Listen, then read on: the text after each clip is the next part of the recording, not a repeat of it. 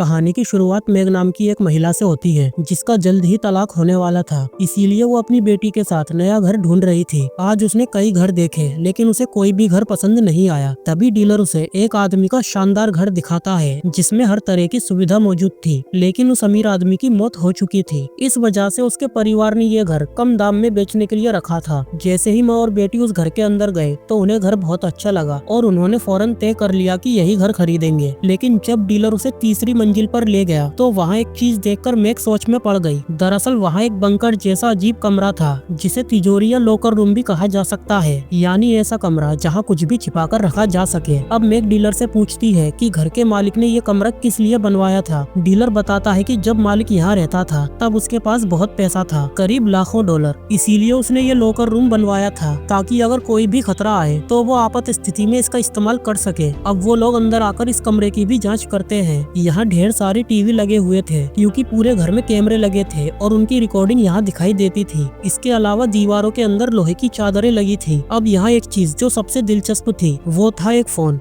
जो कभी बंद नहीं होता, हमेशा चालू रहता है। लेकिन एक छोटी सी दिक्कत ये थी कि वो फोन अभी तक चालू नहीं हुआ था और उसे चालू करवाने के लिए कंपनी को बताना जरूरी था जिसने ये फोन लगाया था। मैक को ये कमरा थोड़ा अजीब जरूर लगा, लेकिन उसने इस बात पर ज्यादा ध्यान नहीं दिया क्योंकि रहना तो उसे इस आलीशान घर में था, इस कमरे में नहीं। इसीलिए उसने पैसे देकर घर खरीद लिया और जल्द ही अपना सामान यहाँ शिफ्ट करके रहने लगी। लेकिन कुछ ही देर बाद रात में हम देखते हैं कि चोर बाहर खड़े हैं और जब वो दोनों सो रहे होते हैं तो ये चोर उनके घर के अंदर झांक रहे होते हैं। इसी बीच एक आदमी जबरदस्ती दरवाजा खोलने की कोशिश करता है, लेकिन अंदर से लॉक होने की वजह से वो दरवाजा नहीं खोल पाता। इसीलिए वो किसी तरह ऊपर चढ़कर खिड़की से अंदर घुसने लगता है। पहले वो बालकनी का दरवाजा खोलता है, फिर अंदर जाकर मेन गेट खोल देता है और अपने बाकी साथियों को अंदर बुला लेता है। तभी उनका एक साथी चोर जिसका नाम बर्नहेम है, मेग और उसकी बेटी को देख लेता है। अब क्योंकि बर्नहेम ने माँ बेटी को देख लिया था तो वो अपने एक साथी से कहता है कि वो यहाँ चोरी नहीं करेगा क्योंकि यहाँ एक परिवार रह रहा है, जबकि तुमने कहा था कि घर खाली है। मैं इस तरह लोगों को नुकसान पहुँचाकर चोरी नहीं करने वाला। अब यहाँ हमें पता चलता है कि जिस चोर से बर्नहेम बात कर रहा था वो असल में इस घर के पुराने मालिक का पोता था जिसे बर्नहेम जूनियर कहकर बुलाता था। उसे पहले से पता था कि यह घर खाली है, इसीलिए उसी ने चोरी का पूरा प्लान बनाया था। लेकिन अब जब उसे पता चला कि घर में लोग मौजूद हैं, तो उसने बर्नहेम को समझाने की कोशिश की और उसे शांत रहने के लिए कहा। वो कहता है कि कुछ नहीं होगा, मैंने सब इंतजाम कर लिया है, यहाँ तक कि मैंने एक हत्यारा भी बुला लिया है जो पैसे लेकर लोगों को मारता है। वो उन माँ बेटी को सुला देगा, इतना मत सोचो, कुछ नहीं होगा। लेकिन फिर भी बर्नहेम इसके लिए तैयार नहीं होता और वहाँ से जाने का फैसला करता है क्योंकि वो किसी की जान लेने के लिए राजी नहीं था। उसे जाता देख जूनियर उसे कोसने लगता है और कहता है कि ये कैसी गलती कर रहे हो, क्या तुम्हें पैसे नहीं चाहिए? तुम्हें अंदाजा भी है कि यहाँ हमें 30 लाख डॉलर से भी ज्यादा मिलने वाले हैं। ये सुनकर बर्नहेम रुक जाता है क्योंकि उसे भी पैसों की जरूरत थी। अब आधी रात को मेग की नींद खुलती है, उसे वॉशरूम जाना होता है। उसके बाद जब वो दोबारा सोने के लिए जाती है तो लॉकर रूम की लाइट चेक करने लगती है, लेकिन थोड़ी देर बाद जब उसकी फिर से आँख खुलती है तो उसे याद आता है कि उसने तो लॉकर रूम की लाइट बंद ही नहीं की थी। जैसे ही वो लाइट बंद करने जाती है उसकी नजर टीवी पर पड़ती है और ये देखकर वो डर जाती है कि घर के अंदर चोर घुस आए हैं। डर के मारे वो फौरन अपनी बेटी के पास आती है, उसे जगाती है और धीरे से कहती है कि चुप रहना, और फिर उसे अपने साथ ले जाने लगी ताकि वो लोग वहाँ से निकल सके। लेकिन वो चोर उन्हें जाते हुए देख लेते हैं, इसीलिए वो भी उनके पीछे पीछे जाते हैं। अब दोनों लिफ्ट से नीचे जाने लगती है। मैग की बेटी उसे समझाती है कि हमें उस लॉकर रूम में जाना चाहिए, वहाँ हम सुरक्षित रह सकते हैं। मैग मान जाती है और दोनों तीसरी मंजिल पर पहुँच जाती है। चोर उनके पास पहुँचने ही वाले होते हैं, लेकिन वो जल्दी से कमरे में घुसकर दरवाजा बंद कर लेती है। दोनों बहुत डरे हुए थे और उन्हें समझ नहीं आ रहा था कि चोर आखिर चाहते क्या है। अब क्योंकि वो लोग लॉकर रूम में चले गए थे तो जूनियर चोर आग बबूला हो गया क्योंकि जिस कमरे में वो छिपे हुए थे वही लॉकर रूम था जहाँ पूरे 30 लाख डॉलर रखे थे। लेकिन मैग को इस बारे में कुछ भी पता नहीं था। फिर मैग अपना फोन ढूंढने लगती है और अचानक उसे याद आता है कि फोन तो अभी भी कमरे में रखा है। इसीलिए वो लॉकर रूम के फोन से कॉल करने की कोशिश करती है, लेकिन फोन भी काम नहीं कर रहा था क्योंकि उसने अब तक कंपनी को बताकर उसे चालू ही नहीं कराया था। इसके बाद वो स्पीकर ऑन करके कहती है जो भी लेना है ले लो और यहाँ से तुरंत चले जाओ। इस पर जूनियर चोर कागज पर लिखकर बताता है कि हमें जो चाहिए वो इस लॉकर रूम में है, इसीलिए तुम लोग यहाँ से बाहर आ जाओ, हम वादा करते हैं कि तुम्हें कुछ नहीं होगा। लेकिन मैं कहती है ऐसा कभी नहीं हो सकता क्योंकि मुझे चोरों पर जरा भी भरोसा नहीं है, जितनी देर चाहो रुक जाओ लेकिन हम बाहर नहीं निकलेंगे। ये सुनकर जूनियर चोर बर्नहेम से कहता है कि हमें कोई कोई रास्ता बताओ जिससे हम उस कमरे में घुस सके। बर्नहेम जवाब देता है कि अंदर जाने का कोई और रास्ता नहीं है, जब तक कोई अंदर से दरवाजा नहीं खोलेगा हम अंदर नहीं जा सकते। इधर जूनियर चोर के दिमाग में एक आइडिया आता है और वो उस कमरे के फर्श को तोड़ना शुरू कर देता है, जो असल में नीचे वाले कमरे की छत थी। बर्नहेम कहता है कि तुम बहुत बड़ी गलती कर रहे हो, मैंने ऐसे कमरों को देखा है और उनके बारे में सालों सुना है। अगर इन्हें तोड़ना इतना आसान होता तो क्या लोग इन्हें अपने घरों में बनवाते। वो सही था, क्योंकि जैसे ही वो फर्श तोड़ते हैं उन्हें अंदर एक स्टील की दीवार नजर आती है। वो उसे तोड़ने की कोशिश करते हैं लेकिन तोड़ नहीं पाते। अब ये टूटने की आवाज मैग और उसकी बेटी ने भी सुनी, जिस वजह से मैग घबरा जाती है, लेकिन उसकी बेटी उसे समझाती है कि माँ डरने की कोई जरूरत नहीं है, जब तक हम इस कमरे में हैं हम पूरी तरह सुरक्षित हैं। लेकिन तभी जूनियर चोर को फिर से एक बकवास आइडिया आता है। वो कहता है कि हम उस कमरे में जाने वाले पाइप में जहरीली गैस छोड़ देते हैं, इससे उन्हें घुटन होगी और वो बाहर निकलने पर मजबूर हो जाएंगी। सब लोग इस प्लान पर राजी हो जाते हैं और जल्दी से जहरीली गैस का सिलेंडर लाकर उसके पाइप को कमरे के पाइप से जोड़ देते हैं। थोड़ी ही देर में गैस पूरे कमरे में फैलने लगती है और फिर मैग हिम्मत दिखाकर उस पाइप में लाइटर से आग लगा देती है, जिससे जबरदस्त धमाका होता है और जूनियर चोर का हाथ और मुंह बुरी तरह जल जाता है। धमाके के बाद ढेर सारा सामान इधर उधर बिखर गया था। ये सब देखकर जूनियर चोर आग बबूला हो जाता है, क्योंकि उसका पूरा प्लान उसी पर उल्टा पड़ गया था। वो गुस्से में अपना आपा खो बैठता है और जोर जोर से चिल्लाने लगता है कि पैसे मिले या न मिले, लेकिन मैं तुम दोनों को जिंदा नहीं छोड़ूंगा। तभी मैग की बेटी उन थैलियों में और सामान ढूंढने लगती है और उसमें से एक टॉर्च निकाल लेती है। अब कमरे में एक बड़ा सा पाइप लगा हुआ था और उसके छेद से सामने वाला घर साफ दिखाई देता था। उसी पाइप की मदद से मैग की बेटी टॉर्च की रोशनी सामने वाले घर की तरफ फेंकती है, इस उम्मीद में कि शायद घर का मालिक हमें देख लेगा। वो जोर जोर से इशारे और आवाजें करने लगते हैं और सच में घर का मालिक जाग भी जाता है, लेकिन दूरी ज्यादा होने की वजह से उसे उनकी आवाज सुना ही नहीं देती। उसे बस हल्की सी रोशनी नजर आती है, इसीलिए वो सोचता है सब नॉर्मल है और वापस जाकर सो जाता है। ये देखकर उनकी सारी उम्मीद टूट जाती है। अब उन्हें लगता है कि शायद हम यहाँ से जिंदा बाहर नहीं निकल पाएंगे, क्योंकि सबसे पहले तो उन चोरों ने सारे दरवाजे और खिड़कियां बंद कर दी थी। हिम्मत करके मैग उस कमरे से बाहर निकलती है ताकि वो अपना फोन ले सके। वो अपना फोन उठाने की कोशिश करती है तो कुछ सामान गिरने की वजह से चोरों को पता चल जाता है। जैसे ही वो उसे पकड़ने ही वाले होते हैं, लेकिन इससे पहले वो उस कमरे में वापस घुस जाती है और उनके हाथ से ये मौका निकल जाता है। मैग ने उसी फोन से अपने पति को कॉल करने की कोशिश की, लेकिन नेटवर्क न होने की वजह से कॉल नहीं लग पाई। तभी उसे याद आया कि यहाँ एक लैंडलाइन फोन अभी भी काम कर सकता है, अगर उसके तारों को ठीक से जोड़ दिया जाए। उसने तुरंत फोन की वायरिंग खोली, अंदर से टेलीफोन लाइन का तार निकाला और उसे फोन से जोड़ दिया। इसके बाद उसने अपने पति को कॉल किया और घबराते हुए बोली, जल्दी से पुलिस को लेकर आओ, घर में चोर घुस आए हैं। लेकिन कॉल बीच में ही कट गई, क्योंकि बर्नहेम को पता चल गया था कि मैग ने फोन किया है, इसीलिए उसने मेन लाइन ही काट दी।